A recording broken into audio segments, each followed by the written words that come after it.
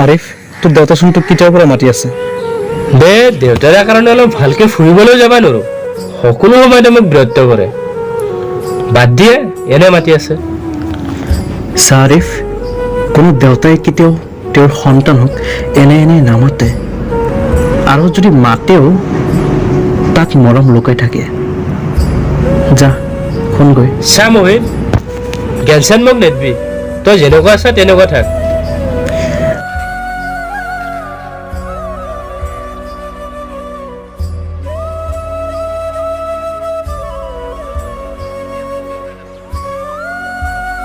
আৰিফ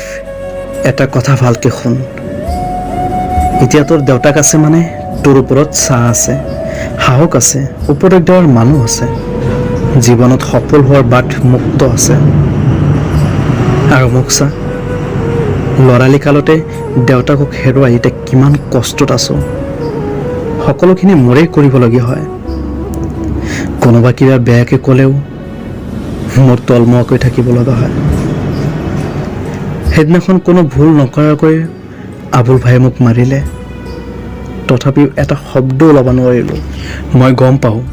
মোৰ কথাখিনি ক'লে কোনেও মোক সহায় নকৰিলে হয়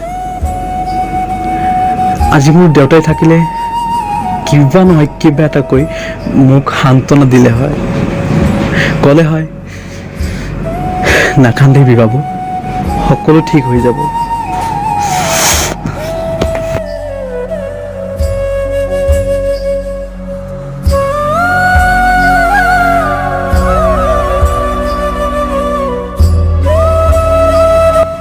মোহিত ভাই মোৰ ভুল হৈ গৈছে ইমান দিন মই বুজি পোৱা নাছিলোঁ মোক ক্ষমা কৰি দি ক্ষমা খুজিব লাগিলে দেউতাৰ তাত যা তইতো মোৰ বেষ্ট ফ্ৰেণ্ড হয় ৰে পাগল তোৰ কথাই কেতিয়াও মোক আঘাত নাহানে দেউতাক থাকোঁতেই দেউতাকক সন্মান তথা ভাল পাবলৈ শিকক ভিডিঅ'টো ভাল লাগিলে